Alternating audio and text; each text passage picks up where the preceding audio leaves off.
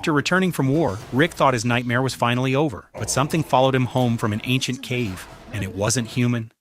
The story begins with a beautiful couple, Rick and Kate, gathered to celebrate their wedding ceremony. Although it should be the happiest moment of their lives, their joy is overshadowed by the fact that Rick will be sent on a military mission the following week. Still, they decide to cherish every moment together, knowing that neither of them can predict what tomorrow might bring. Several days later, a group of newly recruited American soldiers prepares to leave for a mission in the Middle East, a region that has witnessed countless conflicts throughout history. Among the soldiers is Rick, who shares an emotional farewell with Kate. The couple loves each other deeply, making their brief separation even more painful. The recruits say goodbye to their families before departing for a mission expected to last several weeks. Rick reassures Kate that he will be fine and promises that he will return safely to her arms. He then leaves to fulfill his duty as a soldier, receiving the blessings of his father, Mr. Sebastian.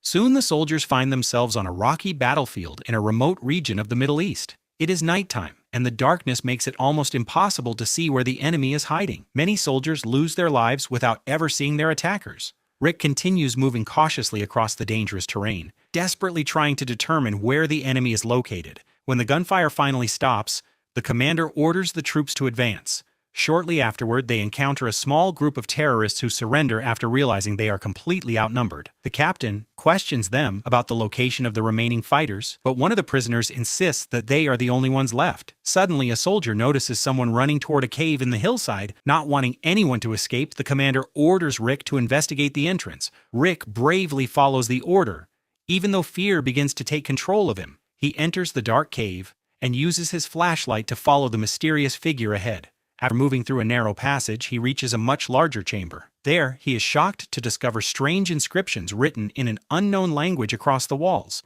One particular drawing immediately captures his attention. It depicts an ancient creature sitting upon a throne as though it had once been worshipped by an unknown civilization. Suddenly, the person Rick has been chasing appears from the darkness. Startled, Rick raises his weapon and fires repeatedly until the stranger collapses to the ground. Believing that he has eliminated the final enemy, Rick slowly approaches the body to inspect it. But as he gets closer, he realizes with horror that the person he has killed is actually a young man. Rick immediately regrets what he has done. However, something even more terrifying happens when the young man suddenly appears to still be alive. He looks at Rick and gives him a disturbing smile. His eyes slowly turn red, beginning to glow with an intense heat. Before Rick can understand what is happening, a strange, smoke-like entity rises from the young man's body. The mysterious form moves through the air and suddenly merges directly into Rick's body. 2 weeks later, we see Kate anxiously waiting for her husband. Meanwhile, Sebastian is devastated because Rick is the only remaining member of his family. He desperately hopes that his son will return safely. During this tense period, Kate receives a phone call from the doctor who has been caring for the family. The doctor tells her that she wants to meet them the following morning. The next day, a young doctor named Dana arrives to explain Rick's condition. She reveals that his fellow soldiers found him inside the cave in a catatonic state, barely aware of what was happening around him. He was immediately taken for medical treatment and eventually became physically stable. Dana shows the family a photograph of Rick taken during his recovery, and at first glance, he appears completely normal. However, the doctor explains that Rick seems to be suffering from severe post-traumatic stress caused by something that happened during the mission. What exactly triggered his condition remains unknown. Still, Dana reassures the family that Rick will be allowed to return home the following day. The hours pass painfully slowly as Kate waits for her husband's return. Later that night, she steps outside to get some fresh air and calm herself. But suddenly, she notices someone sitting on the porch swing. It is Rick, quietly rocking back and forth in the darkness. Overwhelmed with happiness, Kate rushes toward him and embraces her husband. But her excitement quickly disappears when she realizes that Rick's body is unusually cold. Even worse, he shows no emotion toward her or his father. His strange behavior leaves Kate deeply concerned. Worried about Rick's condition, Kate takes him and Sebastian to see Dr. Dana. After trying to communicate with him, Dana explains that Rick does not want to talk at the moment. However, his condition is stable enough for him to remain at home under close observation, as long as the family sends her a report about his behavior every day. Seeing how frightened and confused the family has become, Dana tells them about her own painful experience. Her father was a colonel who developed a similar psychological condition after his military service and eventually took his own life. Instead of turning away from the problem, his tragic death inspired Dana to study medicine and dedicate herself to helping soldiers suffering from trauma, hoping that she can prevent others from experiencing the same fate. Meanwhile, we are introduced to a group of Muslims performing their daily prayers inside a mosque. Their religious leader is a man named Ibrahim. After the prayers finish, Officer Tarling approaches him with his troubled young son, Farid. Farid had been involved in a street fight with several other teenagers, and Officer Tarling arrived before the situation could become even worse. After the officer leaves, Farid explains what happened. He says the other youths insulted him, calling him a terrorist and making offensive comments about his religion. Unable to control his anger, Farid responded violently. Ibrahim reminds his son that hatred should never be answered with more hatred. He teaches Farid to respond with patience, love, and peace, but the young man refuses to accept his father's advice. Frustrated, Farid walks away. Later that night, Kate waits in bed for Rick to join her. She hopes they can reconnect and relive the romantic moments they shared before he left for war. But when Rick finally comes to bed, he shows no affection toward her and simply turns away before falling asleep. Near dawn, Kate lies alone in the bed. Suddenly, she feels her blanket being pulled.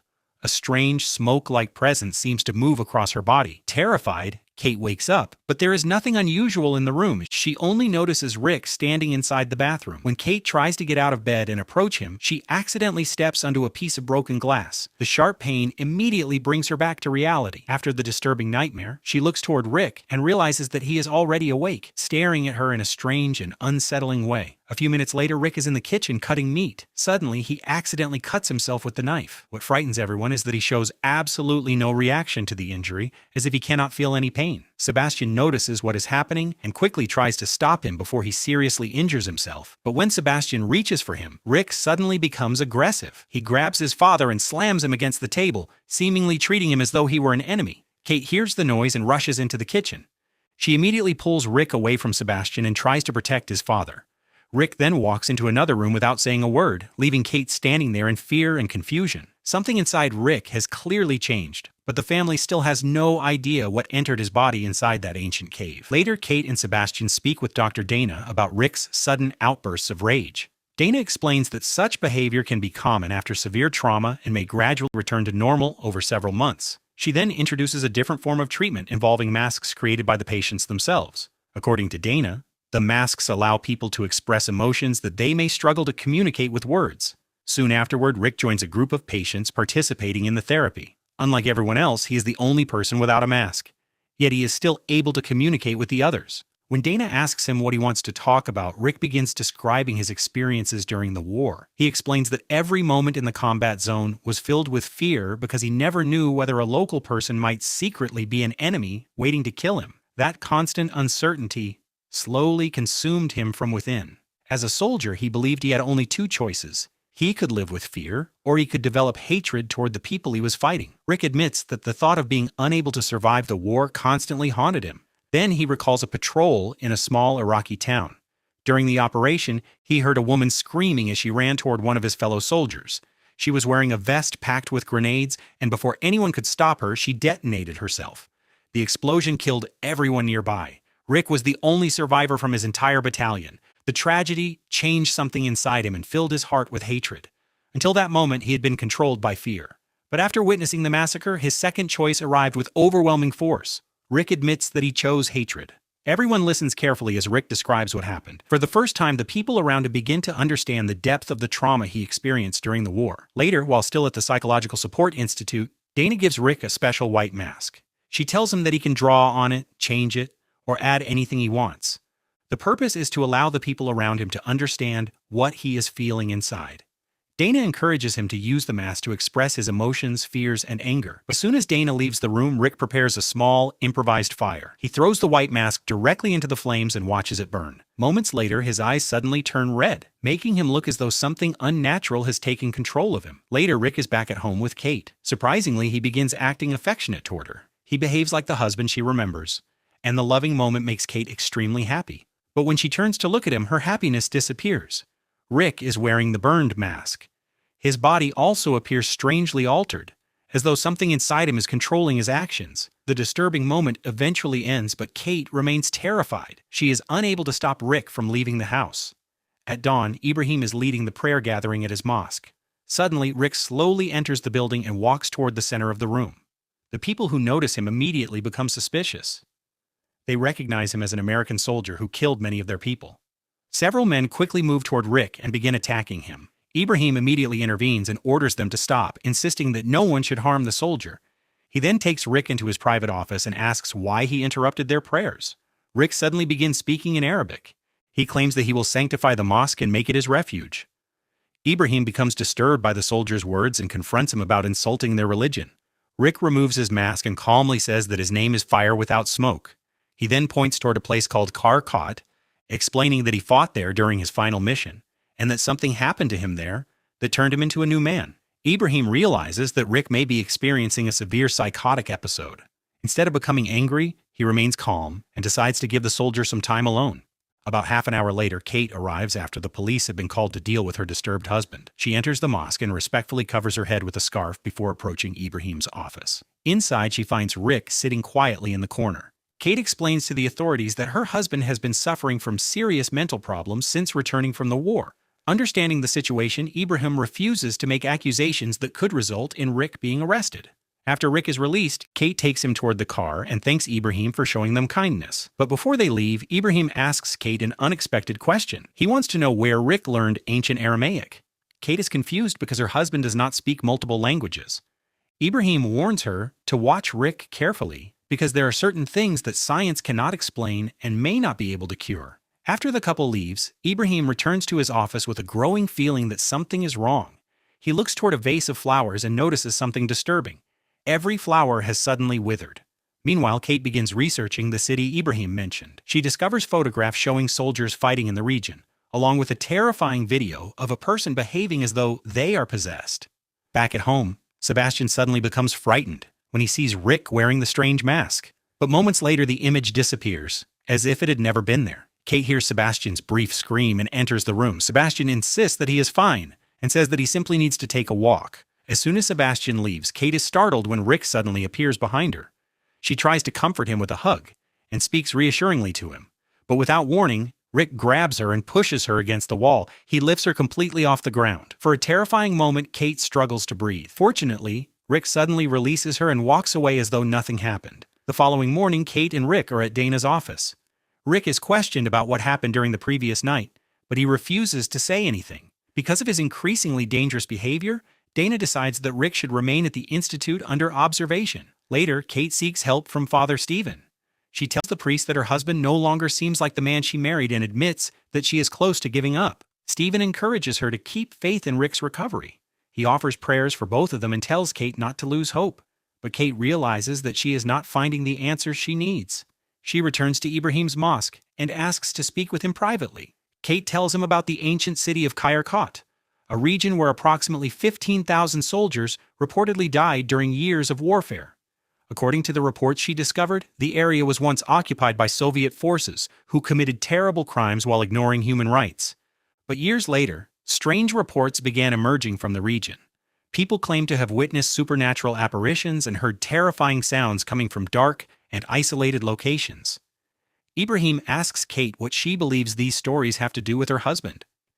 Kate explains that she is beginning to suspect that something beyond post-traumatic stress has changed Rick's personality. She no longer trusts the explanations given by the priest or the doctors, but she also has no idea where else to seek help. Seeing how desperate Kate has become, Ibrahim agrees to take her phone number so they can continue discussing the matter later. Meanwhile, back at the institute, Rick is walking with another patient named Joe. Joe has already begun showing signs of improvement and often uses photography as a hobby to help with his recovery. The two men climb the stairs together, but Joe suddenly decides to take a photograph of the lower floor. The simple act of looking down at the area below triggers Rick's memories of the battlefield. Without warning, Rick attacks him. Joe manages to avoid the first assault, but Rick quickly pins him against the wall. Joe looks directly into Rick's eyes and is horrified to see something completely unnatural. Rick's eyes have become demonic. Terrified, Joe escapes and runs down the stairs. Suddenly, the lights go out, leaving the entire area in darkness. Unable to see where he is going, Joe loses his balance and falls. As Rick approaches him through the darkness, Joe desperately raises his camera and takes a photograph of him. But the picture does not stop Rick. He continues moving toward Joe and grabs him in a violent rage. With strength far beyond that of an ordinary man, Rick lifts Joe completely into the air. Meanwhile, Ibrahim is at home speaking with his wife, Rasha. He tells her that Kate came to him asking for help. Farid overhears the conversation and becomes angry because he believes Kate and her family are not part of their people. Rasha questions Ibrahim about why he is getting involved. Ibrahim explains that Kate believes something may have possessed her husband and that their community might understand what is happening. Rasha dismisses the idea. She believes Kate's people are simply superstitious and attached to false beliefs. But Ibrahim insists that he witnessed something unusual in Rick. He saw darkness in the soldier's eyes and believes there is more to his condition than ordinary mental illness. Rasha remains upset. She tells Ibrahim that Kate's people never cared about them and says that to her, his involvement with the family is an insult to their own household. Later, the patients gather for another therapy session where they are asked to draw whatever is happening inside their minds. Rick behaves strangely during the session, but something even more disturbing happens. Joe, who survived the earlier attack and had been showing signs of improvement, suddenly begins behaving exactly like Rick. The following morning, Kate takes Rick to a garden where she meets Ibrahim. She wants the religious leader to speak with her husband and determine what is truly happening to him. At first, Rick behaves calmly and speaks to Ibrahim in a normal manner. But then his voice suddenly changes. Rick begins revealing private details about Ibrahim's past. The Muslim leader becomes confused and frightened because Rick somehow knows things about him that the soldier could never have known. For the first time, Ibrahim realizes that whatever is inside Rick may know far more than any ordinary human being could possibly know. Rick suddenly becomes aggressive and orders Ibrahim to stay away from him. He warns that if Ibrahim refuses, he will destroy not only the mosque but also his entire family. Realizing that something ancient and evil has taken control of the soldier, Kate desperately begs the entity to release Rick. But the presence inside him gives a terrifying answer. It claims that Rick no longer exists and that the body standing before them no longer belongs to Kate. Unable to do anything at that moment, Kate and Ibrahim can only watch as the possessed soldier walks away. Wherever he passes, the flowers around him suddenly burst into flames and are consumed by fire. Ibrahim then reveals what he believes is controlling Rick. According to him, the soldier has been possessed by an ancient entity known as a jinn, a malicious spirit from Arabic belief. This particular entity feeds on fear, trauma, and hatred, becoming stronger with every soul it consumes.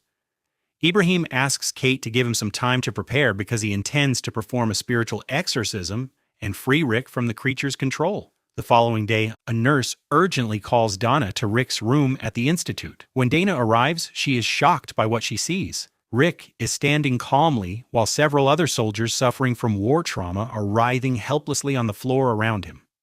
Rick looks at Dana and tells her that these people now belong to him. He claims that they will all become part of his flock. Dana prevents the security guard from reacting violently and instead asks Rick to help the patients who need assistance. Unexpectedly, Rick turns toward the suffering soldiers and gestures for them to stand.